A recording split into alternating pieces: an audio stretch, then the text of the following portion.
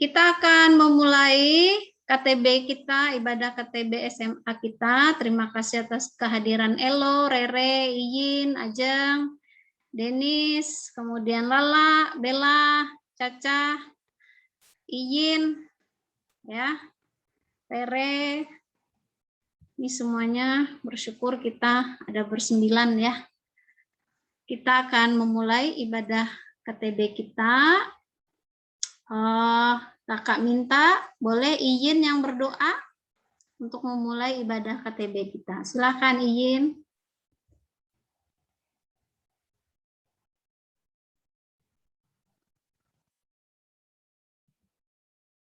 Mari kita bersatu di dalam doa. Ya Tuhan Bapa kami, terima kasih penyertaan pada kami. Ya Tuhan, jika sekarang kami ingin mulai kegiatan kami, dan yang kau berkati kegiatan dari awal hingga berakhirnya. Dalam nama Tuhan Yesus kami berdoa, haleluya, amin. Amin.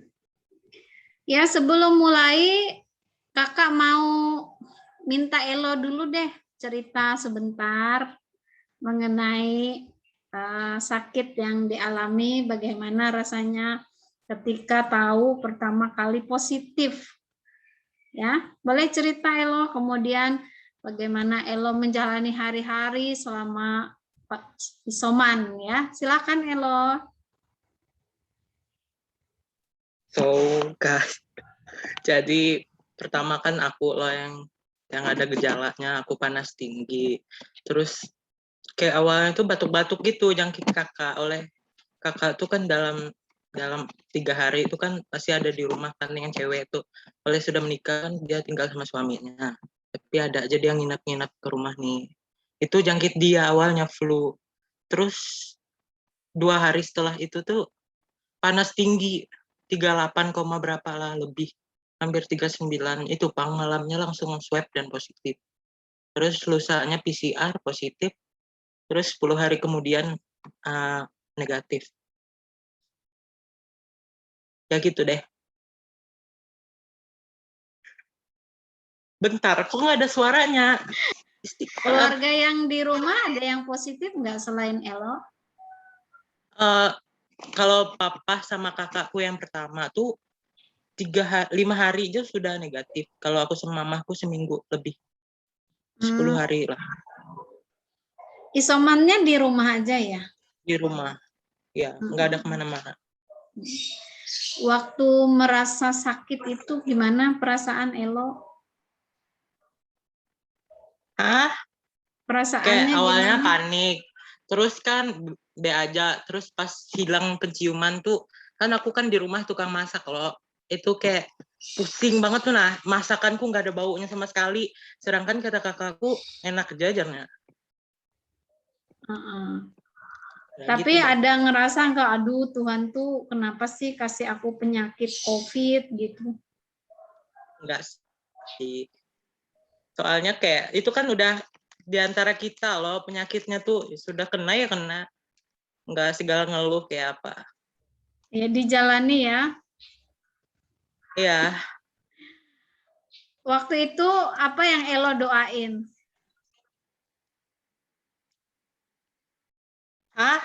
Apa yang Elo doain? Kayak cepet sembuh gitu aja. Ya. Dan puji Tuhan sembuh ya. Ya. Nah, kalau ini mungkin Elo tipsnya kan belum 14 hari tuh sudah negatif. Nah, untuk teman-teman kalau misalnya mengalami COVID itu apa? Ada tipsnya nggak dari Elo? Karena imunitas tiap orang beda-beda ya, minum vitamin rutin, berjemur, ya udah itu doang. Itu kan tergantung imunitas tiap tubuh, kan beda-beda sembuhnya untuk berapa hari. Iya. Asal minum vitamin rutin aja, nggak ada tips lebih. Karena itu bahkan orang yang nggak minum vitamin atau berjemur aja bisa paling berapa hari, atau ada yang bahkan ngerawatnya lebih intens, timbul dia lebih dari 2 minggu, ada banyak.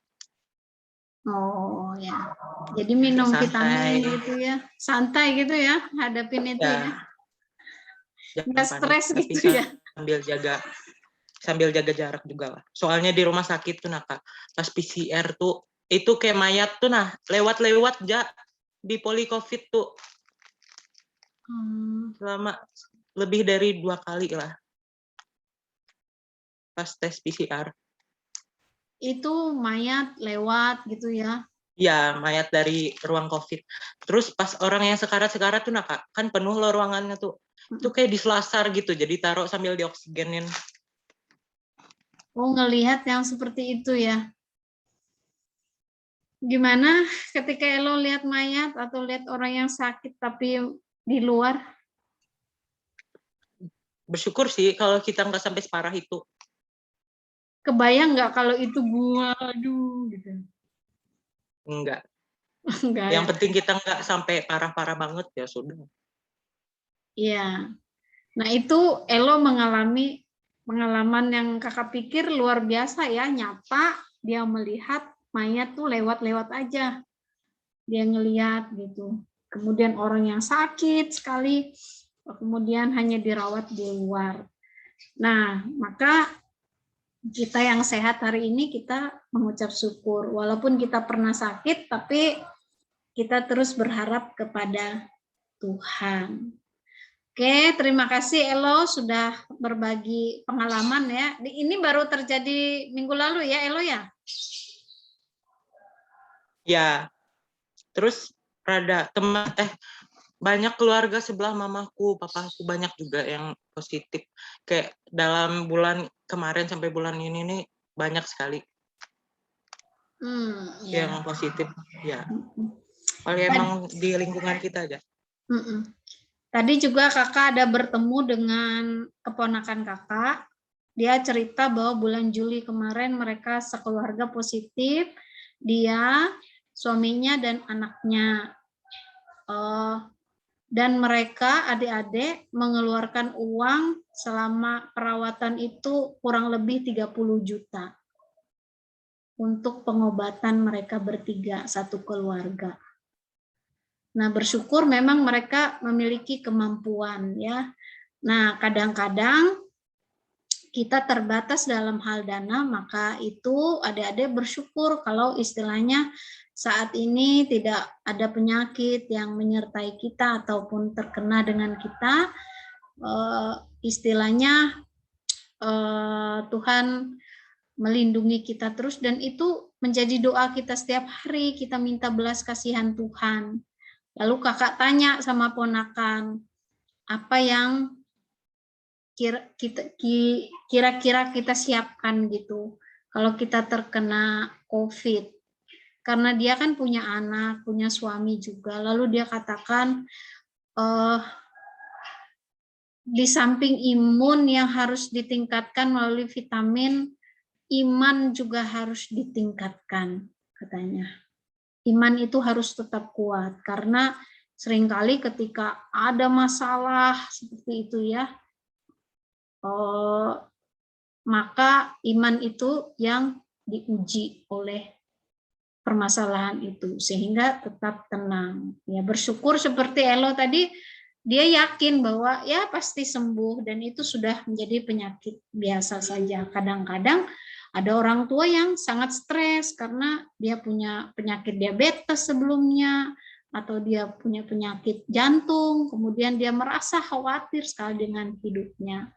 Karena itu kita selalu bersandar kepada Tuhan. Ya, baik adik-adik. Pada hari ini kita akan belajar satu firman Tuhan yang menjadi aturan juga dalam kehidupan kita. Kakak akan share screen dulu ya. Sebentar. Bentar dulu ya.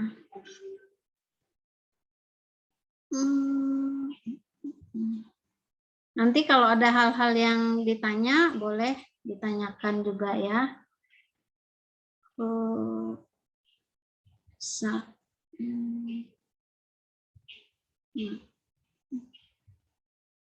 Baik, nih kita lihat. Kok pukul 9, kakak salah tulis ya. Sorry. Nah ini kira-kira dari gambar ini adik-adik? Ini mengingatkan kita pada film apa? Waktu kita kecil. Boleh jawab? Iya. Kenapa? Tintin. Tintin. Siapa? Terus apa lagi selain Tintin? Apalagi? Pinocchio. Pinocchio. Pinocchio tuh hidungnya panjang kalau dia apa? Berbohong ya. Nah, hari ini kita akan mempelajari perintah yang diberikan Tuhan kepada Musa, yaitu dalam urutan yang ke-9. Ya, yaitu perintah ke-9 bunyinya, jangan mengucapkan saksi dusta tentang sesamamu, ya, bukan sesamamu. Nah, dari perintah yang ke-9 ini, adik-adik, kita mau lihat apa yang menjadi tuntutan atau yang harus kita lakukan. Yang dituntut dalam perintah 9 adalah kita harus memelihara dan memajukan kebenaran di antara sesama manusia, serta baik nama baik kita sendiri maupun nama baik sesama kita, khususnya dalam memberi kesaksian. Kita lihat lagi apa yang dilarang dalam perintah yang ke-9 ini. Perintah ke-9 melarang segala sesuatu yang merugikan kebenaran, merusak nama baik kita sendiri maupun nama baik sesama kita. Kita akan pelajari ini. Mari buka dalam Zakaria 8, Ajeng, ya, Zakaria 8 ayat 16, Bella 1 Petrus 3 ayat 16. Yang ketiga ini Amsal pasal 14, ini Caca. Kemudian yang keempat Ayub, ini Elo. Ayub 27 ayat 5, kemudian Mazmur 15 ayat yang ketiga, ini Iyin. Ya. Nanti giliran Lala sama Rere. Ya, sudah dapat? Ajeng, dimulai dari Ajeng dulu. Mulai, Kakak. Ya, boleh baca. Zakaria pasal 8 ayat 16. Inilah hal-hal yang harus kamu lakukan. Berkatalah benar seorang kepada yang lain, dan laksanakanlah hukum yang benar, yang mendatangkan damai di pintu-pintu gerbangmu. Ya, selanjutnya 1 Petrus 3 ayat 16. Si Bella. Tunggu, Kak. Ya. 1 Petrus ayat 8 kan tadi? 3 ayat 16, ini di layar. 1 Petrus 3. Ayat berapa tadi, Kak? 16. 16.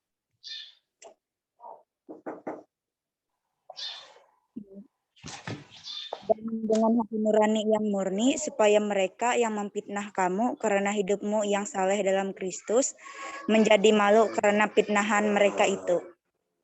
Lanjut, Amsal 14 ayat 5, si Bella, Caca.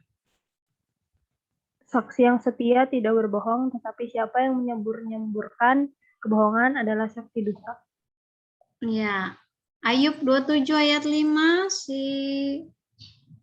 siapa tadi ya? Elo ya? Denis. Aku, Kak. Ya, Elo. Aku sama sekali tidak membenarkan kamu sampai binasa. Aku tetap mempertahankan bahwa aku tidak bersalah. Ya, itu perkataan Ayub ya. Kemudian Mazmur 15 ayat 3, Iyin. Yang tidak menyebarkan fitnah dengan lidahnya, yang tidak berbuat jahat terhadap temannya, dan yang tidak menimpakan cela kepada tetangganya. Iya. Itu tadi ayat-ayat beberapa mengenai fitnah, perkataan yang benar, ataupun kita disarankan untuk mengungkapkan sesuatu yang atau berbicara hal yang benar. Ya, adik-adik, mari perhatikan bahwa Allah Alkitab atau Allah di dalam Alkitab yang tertulis dalam Alkitab adalah Allah kebenaran. Nah, ia disebut Tuhan Allah yang setia atau Allah kebenaran. Ini Mazmur 31 ayat 16. Nah, Allah itu tidak dapat berdusta. Itu 1 ayat 12. Maka adik-adik kita harus mengatakan kebenaran itu setiap waktu. Sebagai anak-anak Allah kita harus mengatakan kebenaran itu setiap waktu. Nah, tapi banyak orang yang tidak mengerti mengenai yang namanya kebenaran, ya. Kebenaran lawan kata benar, lawan katanya salah, ya. Mari kita lihat apa arti kebenaran yang sesungguhnya. Nah, adik-adik, kebenaran ini adalah pertanyaan dari Pontius Pilatus dan terus ditanyakan semenjak manusia jatuh ke dalam dosa. Nah, Allah menciptakan manusia untuk berpikir dengan benar, ya. Ini penciptaan Allah yang pertama. Menurut Allah, menurut standar Allah, ya. Nah, selama kita menerima dan menaati perintahnya, kita hanya mengetahui dan mengatakan kebenaran saja. Nah, perhatikan, ketika iblis menipu kita, kita mencoba untuk menemukan standar penilaian atau kebenaran di dalam akal diri sendiri, membuat kita menjadi korban dari dusta iblis dan tidak dapat mengatakan kebenaran. Nah, inilah yang terjadi. Mengapa kita tidak selalu berkata benar? Karena iblis yang menipu kita. Nanti kita akan melihat. Nah, lalu Yesus pernah berkata kepada orang-orang Yahudi yang tidak percaya. Perhatikan, iblislah yang menjadi bapakmu dan kamu ingin melakukan keinginan-keinginan bapakmu, maksudnya keinginan iblis. Ia adalah pembunuh manusia sejak semula dan tidak hidup dalam kebenaran. Sebab di dalam dia tidak ada kebenaran. Apabila ia berkata dusta, ia berkata atas kehendaknya sendiri. Sebab ia adalah pendusta dan bapa segala dusta. Jadi inilah awal yang terjadi. Mengapa iblis dikatakan bapa segala dusta? Karena pada saat kejatuhan manusia, Adam dan Hawa, mereka itu ditipu oleh iblis. Ya, iblis mengatakan dan menipu mereka, kalau kamu makan buah itu, maka kamu akan sama seperti Allah. Nah, padahal tidaklah demikian adanya. Iblis menipu manusia itu, mengatakan demikian. Padahal kalau Allah mengatakan, jikalau kamu makan buah itu, maka pada saat itu juga kamu akan mati. Tetapi iblis menipu manusia, sehingga manusia pun mau tertipu, mengikuti apa yang dikatakan iblis tadi, karena keinginan manusia itu ya, untuk sama seperti Allah. Maka dari situlah pertama, iblis merupakan bapa segala dusta. Nah, lalu adik-adik, kita melihat sebenarnya kebenaran adalah hal yang sesuai dengan pikiran Allah, bukan sesuai dengan pikiran manusia. Ya, itulah kebenaran. Jadi standar kebenaran itu yang seharusnya kita miliki adalah kebenaran yang sesuai dengan pikiran Allah. Mari kita lihat logikanya. hanya orang yang sudah dilahirbarukan, yaitu orang yang bertobat dan percaya dapat mengatakan kebenaran. Ya. Nah, Yesus adalah jalan, Yesus adalah kebenaran, dan Yesus adalah hidup. Hanya ketika kita dipersatukan dengan Yesus, kita dapat benar-benar mengenal kebenaran. Jadi logikanya adalah ketika kebenaran itu adalah kebenaran yang sesuai dengan pikiran Allah, maka hanya orang-orang yang lahir baru atau orang-orang yang bertobat dan percaya yang dapat mengatakan kebenaran. Karena kebenaran itu berasal dari atau sesuai dengan pikiran Allah, tidak dari pikiran manusia. Ya. Nah, mengatakan kebenaran sini ada dua esensial ya di dalam hukum yang ke-9 ini. Yang pertama, mengatakan apa yang sungguh-sungguh kita percayai sebagai kebenaran. Kita benar-benar memaksudkan apa yang kita katakan dan mengatakan apa yang kita maksudkan. Jadi antara kenyataan dan perkataan itu benar, sama-sama benar. Contohnya, kita mengatakan bahwa dia yang mencuri uang saya. Maka sungguh kita melihat, kita tahu dia yang mencuri uang kita, dan kita mengatakan. Artinya sama. Apa yang di dalam mulut kita itu dengan kenyataan itu harus bersesuaian. Contoh lagi, kalau kita mengatakan, saya percaya kepada Tuhan Yesus. Saya beriman kepada Tuhan Yesus. Nah, tetapi apa yang kita katakan tidak kita lakukan sebenarnya sama aja bohong. Ya. Atau misalnya ada suami dengan istri mengatakan, aku mencintaimu.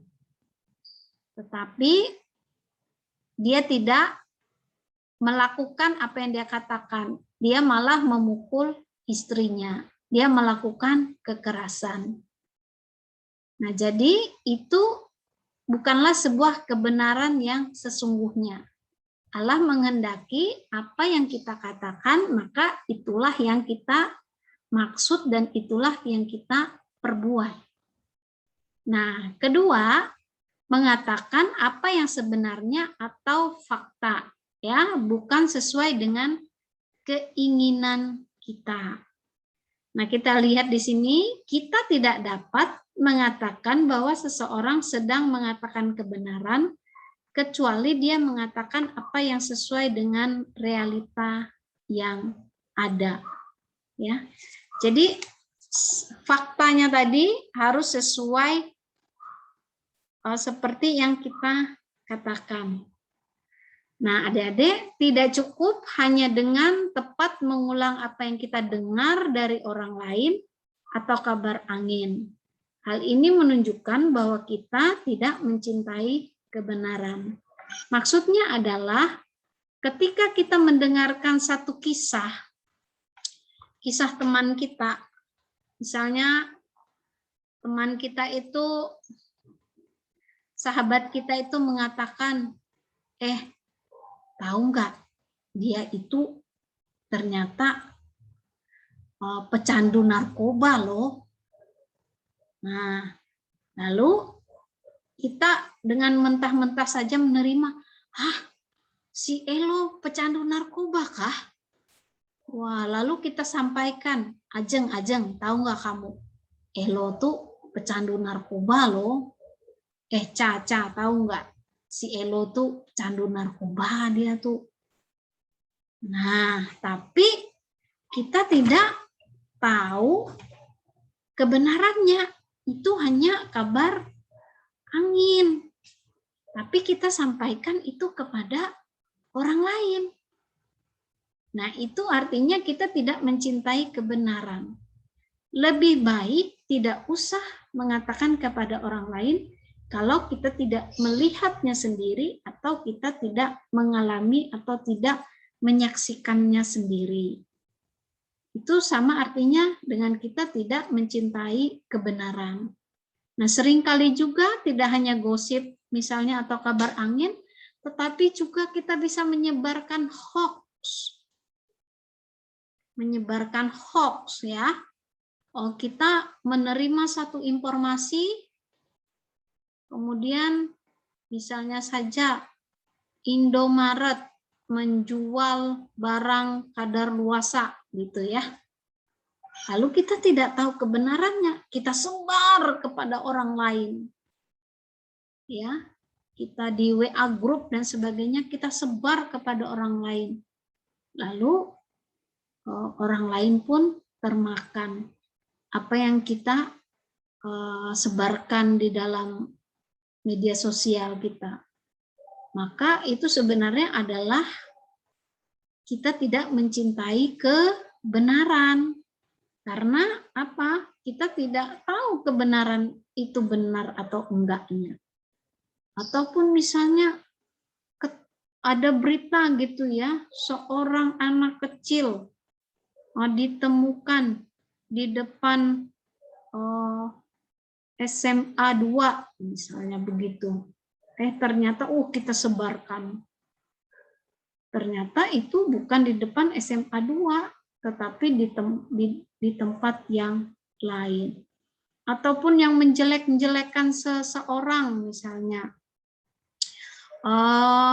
Misalnya artis Korea berselingkuh. Wah, lalu kita sebarkanlah kepada orang lain. Nah, atau misalnya Agnes Monica dapat kabar istilahnya menikah diam-diam. Wah, kita sebarkan itu. Nah, itu adalah kita tidak mencintai kebenaran, ya. Jadi hati-hati kita dalam men-share berita, ya. Kalau tidak benar, lebih baik tidak usah. Kalau Katri punya sikap, kakak tidak mau men-share informasi atau berita yang tidak baik ya, ataupun ada teman kakak tuh yang biasanya suka share padahal penerimaan CPNS begitu misalnya, padahal itu hoax ya. Nah, itu artinya kita tidak mencintai kebenaran. Atau misalnya kita mengatakan gereja sesat, nah, lalu sebuah gereja itu dianggap sesat. Padahal tidaklah demikian. Nah, maka dari itu kita harus berhati-hati. Nah, kita lihat lagi ya. Nah, apakah kadang-kadang kebohongan itu dibenarkan? Nah, ini dia ya yang seringkali menjadi kita bingung atau kita bertoleransi dengan kebohongan. 1, dosa putih. Ya. Dusta putih, sorry bukan dosa, dusta putih. Nah, ada sebagian orang yang mengatakan bahwa berbohong bisa benar dalam beberapa kasus. Orang berbicara tentang sedikit dusta putih untuk kesopanan dan pujian yang palsu. Contohnya ini ya, kamu kelihatan sangat cantik sekali, Sally. Nah itu, temannya memuji dia. Padahal coba lihat Sally, rambutnya acak-acakan. Atau seringkali kita mengatakan, wah keren banget rambutmu, keren, super keren gitu ya. Padahal rambutnya itu tidak keren, tapi kita memujinya supaya sebagai apa ya, daripada enggak lah kita memujinya, daripada basa-basi lah kita memujinya. Atau misalnya ini mengatakan apa yang ingin didengar orang lain, bukan apa yang sebenarnya. Misalnya mereka berkata, wah betapa tampannya kamu Elo. Oh, betapa merdunya Masih. suaramu gitu ya. Atau Ca, wah kamu mainnya hebat sekali gitu ya. Padahal itu cuman basa-basi, bukan dari sebuah ketulusan. Kadang-kadang kita bisa mengatakan tidak sesuai dengan kenyataan, tetapi kita puji aja terus. Misalnya teman kita tuh agak rada-rada apa ya, misalnya enggak pintar-pintar amat, tapi kita wah kamu pintar banget kamu, gitu kan. Nah itu untuk menyenangkan orang lain. Nah pemikirannya itu adalah sebuah dusta-dusta, tidak mencelakakan gitu ya, tetapi justru membuat orang merasa senang karena dipuji. Nah itu dilakukan, itu tidak apa-apa karena tidak berbahaya dan tidak bersalah. Nah itu menjadi pemikiran kita sebagai manusia. Nah alangkah baiknya adik-adik kita tidak usahlah terlalu banyak memuji orang kalau itu untuk sebuah pujian palsu, gitu ya. Apalagi kalau misalnya ibu-ibu, "Hei, kamu tambah langsing ya," misalnya ketemu gitu ya, kayak kakak nih ketemu sama teman, kemudian kakak dibilangin, "Hei, kamu tambah langsing aja," padahal badan kakak gemuk. Nah, itu kan basa-basi yang sebenarnya tidak perlu. Atau misalnya, wah, rambut kamu keren ya, padahal rambutnya tuh baru dikeriting dan itu model lama gitu. Tapi itu hanya basa-basi. Nah, jangan tidak perlulah basa-basi yang seperti itu. Karena kadang-kadang kita memuji itu pun tidak seikhlas hati. Nah, mari kita mulai berubah gitu ya.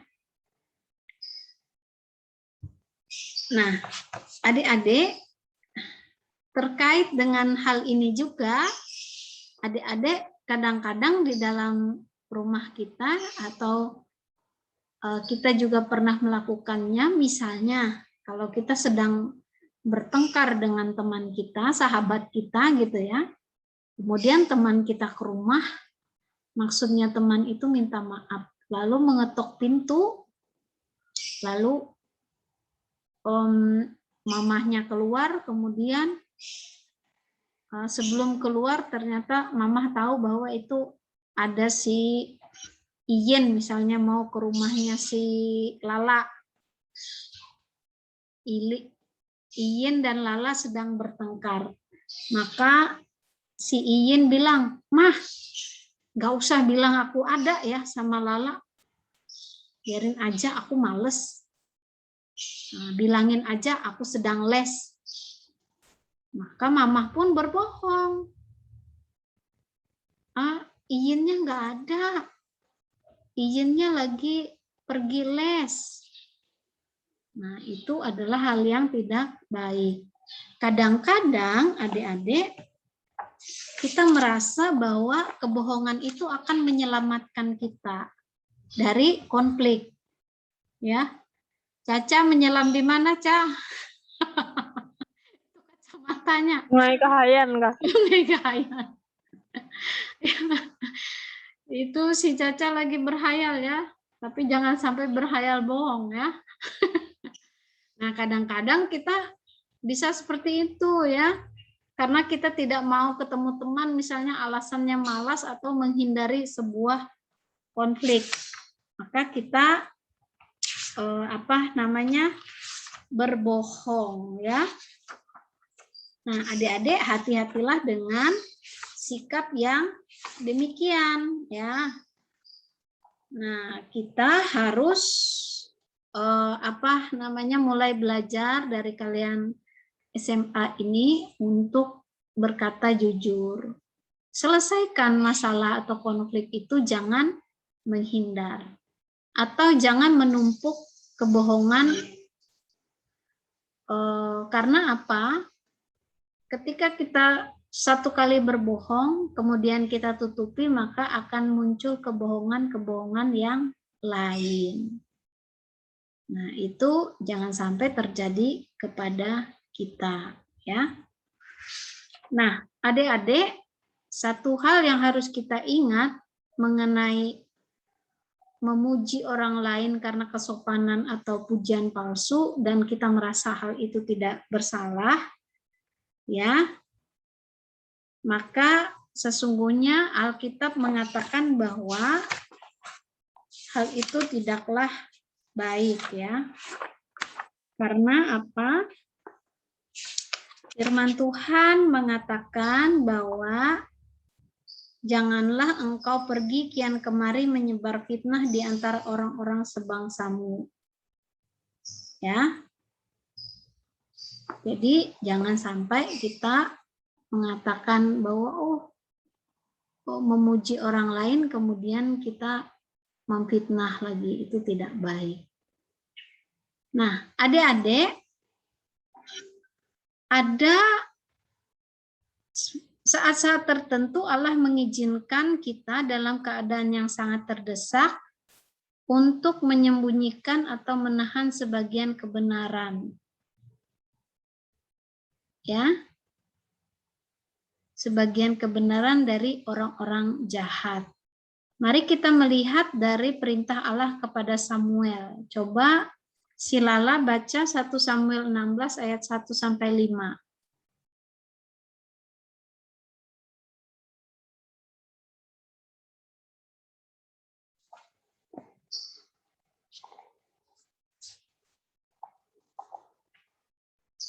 Inilah 1 Samuel 16 ayat 1 sampai 5.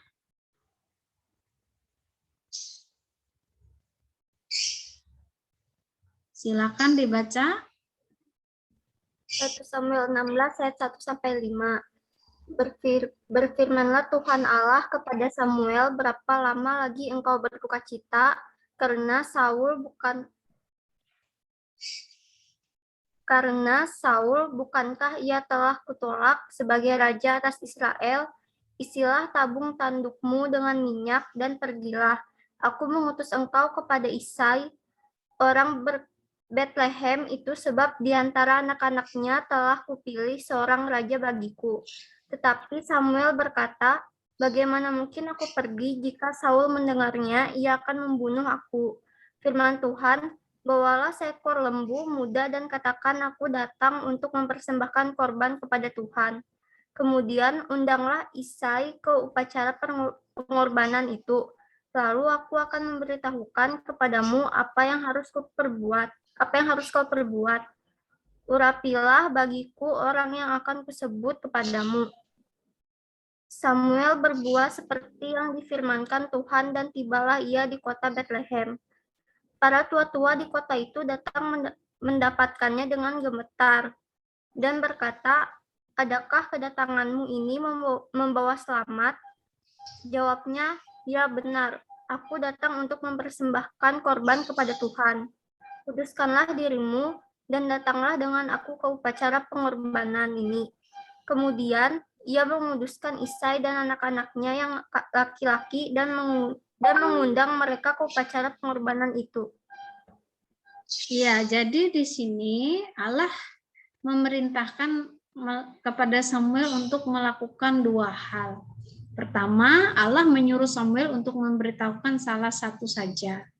Jadi Samuel itu, adik-adik, diperintahkan itu sebenarnya untuk mengurapi Daud. Pada saat itu yang menjadi raja itu adalah Saul. Tetapi Saul itu tidak berkenan kepada Allah sehingga Allah memilih Daud. Nah, Daud itu yang akan diurapi menjadi raja. Nah, Daud itu merupakan anak Isai, ya. Nah, maka Allah menyuruh Samuel untuk mengurapi Daud. Tapi kalau dia pergi mengatakan hal itu kepada Saul, maka dia akan pasti dibunuh, ya. Karena dia ingin mengurapi Daud. Nah, di sini Allah memerintahkan untuk Samuel juga mempersembahkan persembahan saja, ya, sehingga Saul dan anak-anaknya dapat datang dalam acara itu. Nah, Samuel diperintahkan Allah itu hanya memberitahukan salah satu saja. Nah, ia harus memberitahukan bagian kebenaran yang tidak dapat mencelakakan, ya. Jadi ada dua misi Samuel, satu itu mengurapi Daud, yang kedua itu adalah mempersembahkan persembahan. Nah, yang dia katakan itu adalah mempersembahkan persembahan saja.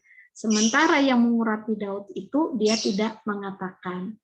Nah, dua, menyembunyikan bagian kebenaran yang akan berbahaya jika diberitahukan. Nah, Allah mengatakan bahwa orang jahat tidak memiliki hak untuk mengetahui seluruh kebenaran yang dapat kita katakan.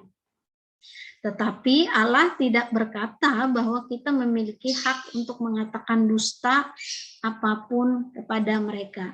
Jadi dalam posisi ini Samuel itu tidak berkata dusta, tetapi dia hanya menahan dan menyembunyikan kebenaran itu. Sampai ada satu ketika itu harus diungkapkan.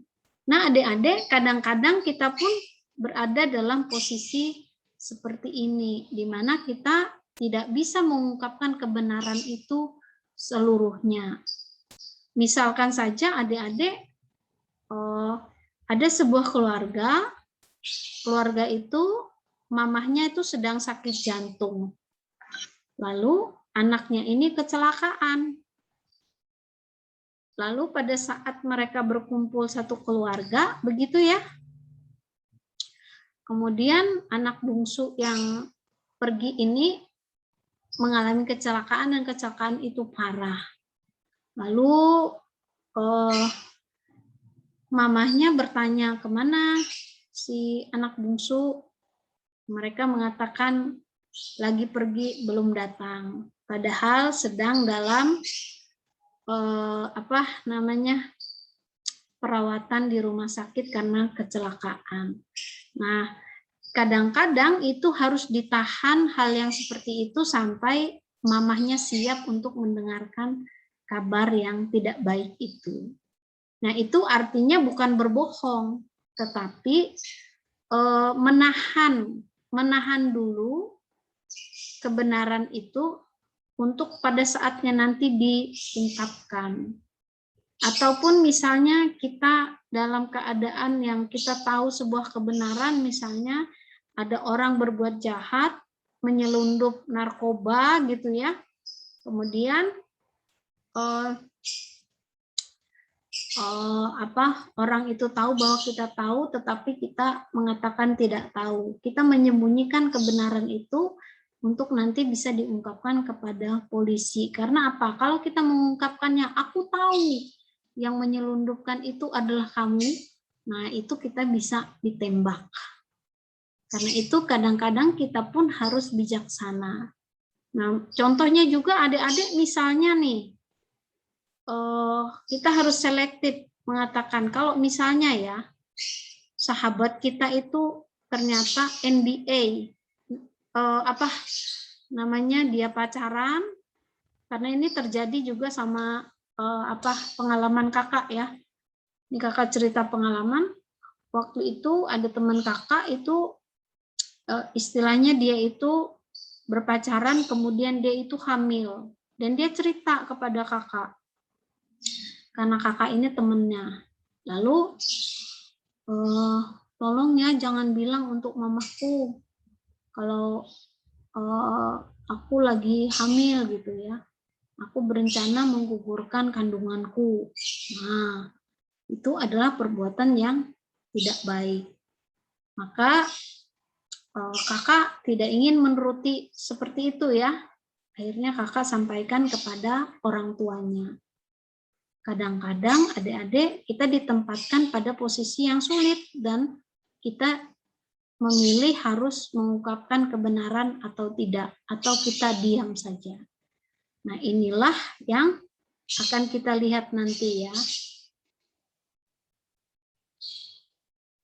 Nah, ini kita masuk dalam kesimpulan yang seperti yang akan kakak ungkapkan dari cerita kakak. Nah, jadi beberapa cara yang melaluinya kita dapat mempelajari ketaatan yang lebih besar, yaitu berpikir sebelum bicara. Nah, di dalam banyak bicara pasti ada pelanggaran, tetapi siapa yang menahan bibirnya berakal budi. Nah, adik-adik, ini seringkali lidah kita itu tidak bisa dikontrol oleh diri kita. Karena itu, Amsal mengatakan, di dalam banyak bicara pasti ada pelanggaran, tetapi siapa yang menahan bibirnya berakal budi. Artinya segala sesuatu yang kita bicarakan itu sebelumnya kita pikirkan. Nah, kemudian yang kedua, diam dapat menjadi sama kelirunya dengan pembicaraan jahat. Jika kita tahu bahwa satu kesalahan telah dilakukan dan tidak mengungkapkannya, kita bersalah ketika kita bungkam. Nah, kebungkaman kita kelihatannya akan menyatakan persetujuan kita terhadap sebuah kejahatan. Sama yang seperti kakak alami tadi ya. Apakah aku harus diam atau aku harus mengatakan kepada orang tuanya hal yang salah ini? Maka kakak memilih untuk mengungkapkan. Karena kalau kakak diam atau kakak bungkam, berarti kakak menyetujui bahwa teman kakak itu akan menggugurkan kandungannya. Nah, itu adalah perbuatan dosa. Kalau kakak mendiamkannya, maka kakak menyetujui perbuatan dosa itu.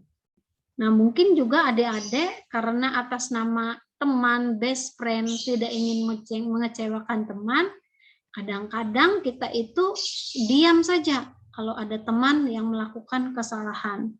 Apalagi misalnya seperti kalian yang rentan sekali misalnya dengan mungkin suatu saat nanti kalian bisa bertemu dengan orang atau teman kalian itu candu narkoba dan kalian itu berada di samping dia. Kalian tahu itu dan kalian mendiamkannya.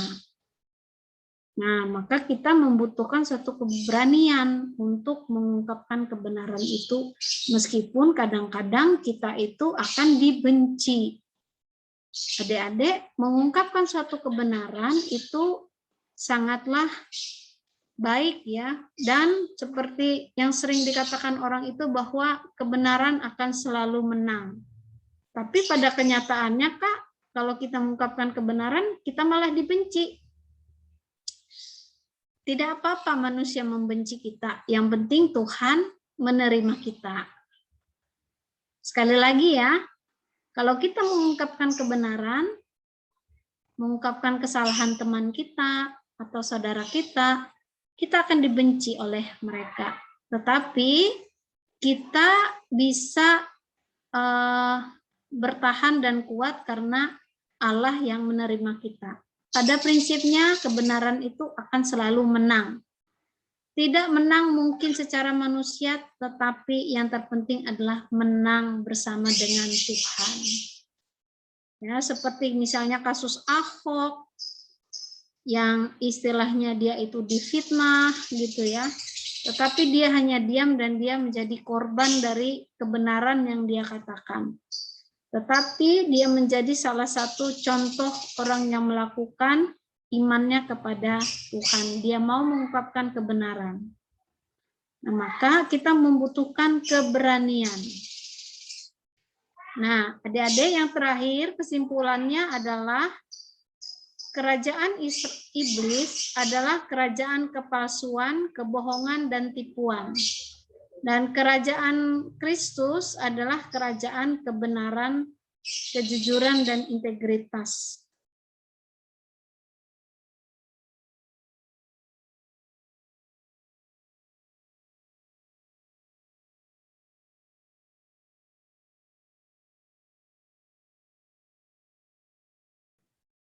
Ya, ada iklan lewat ya. Jadi sekali lagi bahwa kebenaran itu berasal dari Allah. Dan yang kita gunakan itu adalah standar kebenaran Allah, bukan standar kebenaran manusia. Maka ada kesimpulan di sini, kerajaan iblis adalah kerajaan kepalsuan, kebohongan, dan tipuan. Nah, kerajaan Kristus adalah kerajaan kebenaran, kejujuran, dan integritas. Maka tentu saja kita ini merupakan bagian dari kerajaan Kristus. Jadi kita membutuhkan anugerah Tuhan, adik-adik, untuk bisa terus memikirkan, memperkatakan, dan melakukan kebenaran setiap waktu. Dan tentu saja orang-orang yang jujur, orang-orang yang benar itu akan disukai banyak orang yang sama-sama melakukannya. Tetapi akan dibenci oleh orang-orang yang berasal dari kerajaan iblis yang suka dengan kepalsuan, kebohongan, dan tipuan. Nah, oke, demikian firman Tuhan ya untuk kita hari ini.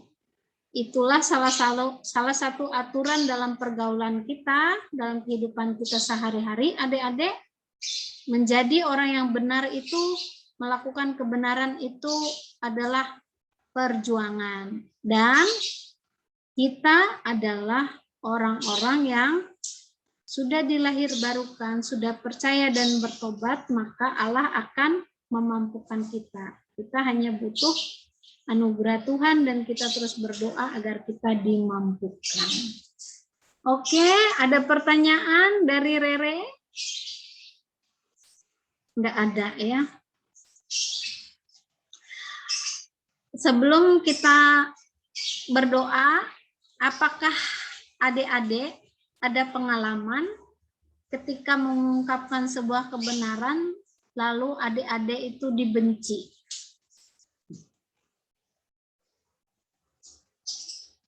Pernah enggak?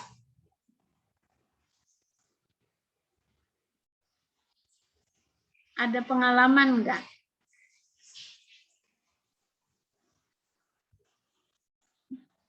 Adik-adik mengungkapkan sebuah kebenaran, mengatakannya sesungguhnya, lalu adik-adik itu dibenci.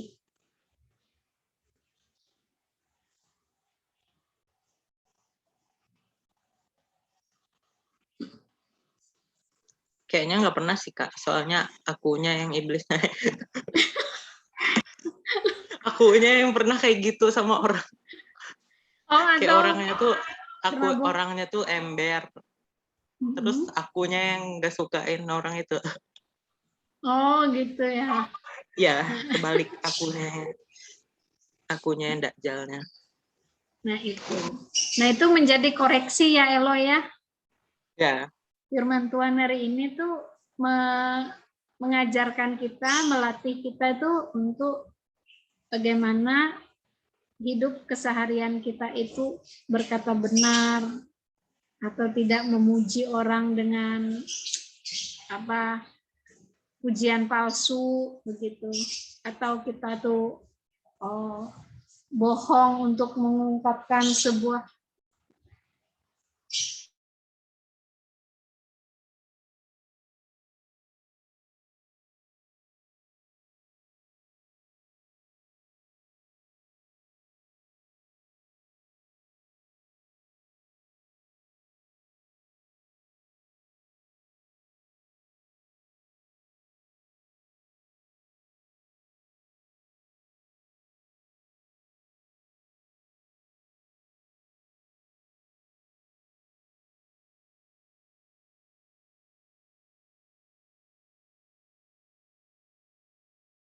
adik-adik, kalau kita punya kebiasaan seperti itu, maka mulai pelan-pelan berubah ya.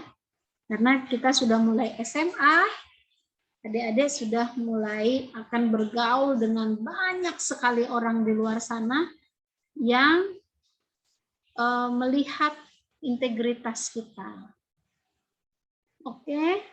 Atau adik-adik punya pengalaman, misalnya ada teman mengungkapkan sebuah kebohongan, lalu kita marah dengan teman kita, gitu.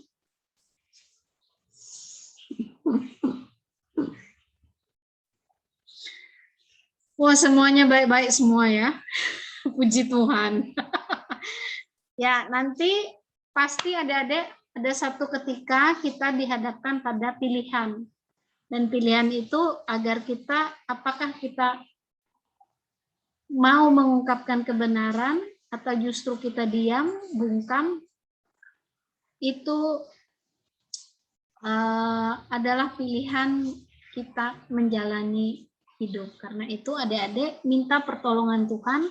Kalau kakak sih sering ya, kalau kakak sih sering mengungkapkan kebenaran, karena ada yang salah, begitu kakak ungkapkan kepada orang lain, karena memang betul-betul salah, kakak menjadi tidak disukai. Tidak apa-apa, tapi akhirnya orang itu mengerti ya, bahwa yang kakak lakukan itu bukan karena kakak iri, bukan karena sesuatu yang mencari masalah, tetapi untuk kebaikan dari semuanya. Kalau kakak diam, tetap membiarkan, akan ada banyak korban lain yang kena tipu muslihatnya. Ya, baik adik-adik, itu tadi firman Tuhan. Mari kita berdoa. Bapa kami yang di surga, pada sore hari ini kami sudah belajar kebenaran firman Tuhan mengenai kami tidak boleh bersaksi dusta terhadap sesama kami. Kami mohon Tuhan menolong kami dalam kehidupan pergaulan kami sehari-hari, etika kami dalam menjalani kehidupan ini, bahwa kami harus mengungkapkan hal yang benar, bahwa kami mengungkapkan sesuatu yang sesuai dengan fakta, tidak dibuat-buat. Kalaupun kami mengetahui kebenaran, maka Tuhan memberikan kiranya kami keberanian untuk mengungkapkan, supaya dari situ ada perbaikan terhadap keadaan perilaku dari orang-orang yang melakukan hal yang tidak baik.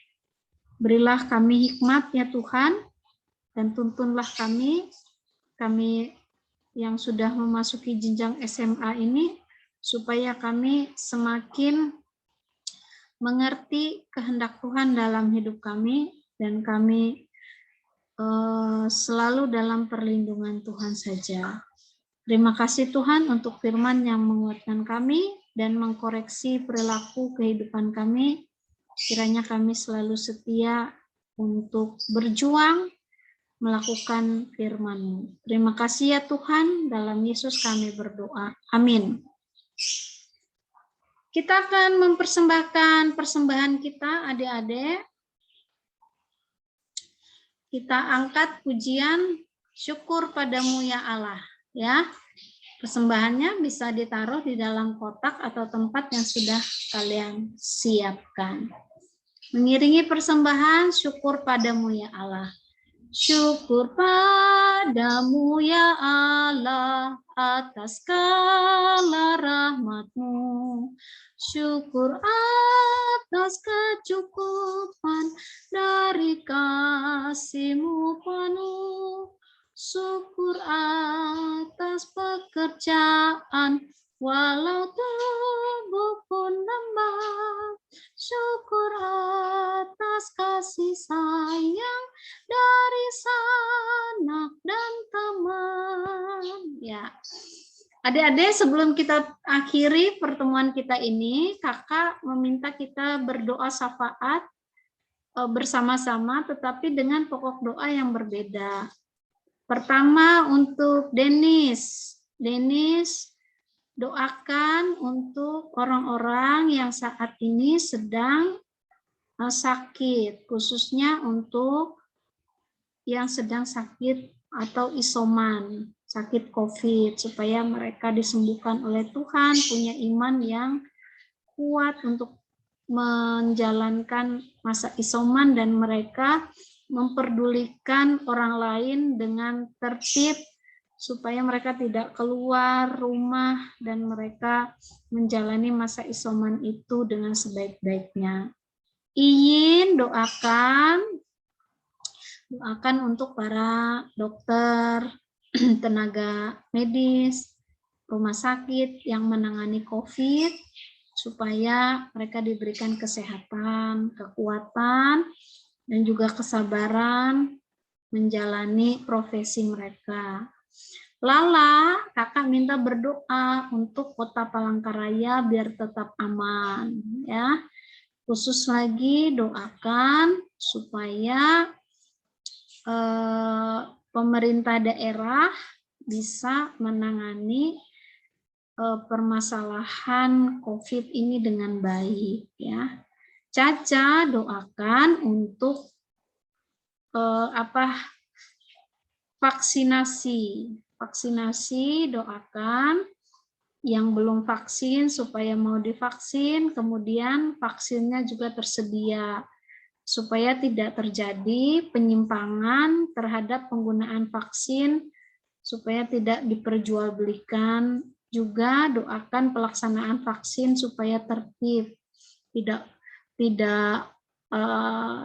sembrono, ya, tidak bergerombol, tidak sesuai dengan aturan kesehatan. Doakan para petugas vaksin, ya. Ajeng doakan untuk para pendeta, penetua diakon, orang yang menginjil, yang memberitakan firman Tuhan. Doakan mereka agar walaupun dalam masa COVID ini mereka tetap bersemangat untuk mengabarkan Injil dan Tuhan membuka jalan bagi mereka dalam pemberitaan Injil, khususnya dengan media online. Ya, Rere kakak minta doakan untuk kelompok kita tumbuh bersama SMA ini, supaya kita semua tuh diberikan kesetiaan, mengikuti setiap minggu apapun yang menjadi masalah kita, ataupun apa kebiasaan buruk kita, itu akhirnya bisa dikoreksi. Elo yang terakhir doakan untuk negara dan bangsa kita, supaya aman, para pejabatnya, presiden bisa memerintah, melakukan kebijakan secara bijaksana. Doakan Indonesia kita, ini adalah tahun kemerdekaan, supaya bulan kemerdekaan, supaya negara kita semakin maju, ya. Nanti kakak juga akan berdoa untuk orang-orang yang keadaan miskin, orang-orang terlantar, ya. Nanti kita berdoa bersama dengan pokok doanya, nanti kakak akhiri dan kita tutup ibadah kita ini. Mari kita bersama-sama berdoa dengan pokok doa kita masing-masing. Tuhan Yesus, kami saat ini menaikkan doa untuk orang-orang terlantar, orang-orang miskin yang berkesusahan, yang dalam keadaan ekonomi yang tidak baik. Tuhan kiranya berbelas kasihan kepada mereka, berilah kepada mereka rahmat-Mu, berikan kepada mereka pekerjaan yang layak, dapat mereka menghidupi kehidupannya. Biarlah tidak melakukan kejahatan, ya Tuhan, mereka tetap sabar dalam keadaannya. Kiranya Tuhan memperbaiki kehidupan mereka, mereka berjuang, bersekolah, mendapatkan pendidikan yang baik. Tuhan, biarlah pemerintah juga turut membantu dalam memberikan hal yang baik bagi mereka, pendidikan cara baik yang Tuhan. Dan kiranya merubah kehidupan mereka. Tuhan. Akhirnya, atas kasihan-Mu dan rahmat-Mu. Bapa kami yang di surga, kami telah menaikkan doa syafaat kami. Kiranya Tuhan berkenan mendengarnya. Dan kami meminta dengan kerendahan hati, dan biarlah kehendak-Mu terjadi di dalam kehidupan kami. Di dalam kehidupan keluarga kami, kehidupan masyarakat, dan juga bangsa dan negara kami. Dan kami juga khusus berdoa bagi kami semua, kiranya Tuhan memberkati seluruh keluarga kami yang berada di rumah, memberkati pekerjaan Papa dan Mama kami. Tuhan menjaga seluruh kami dengan kesehatan.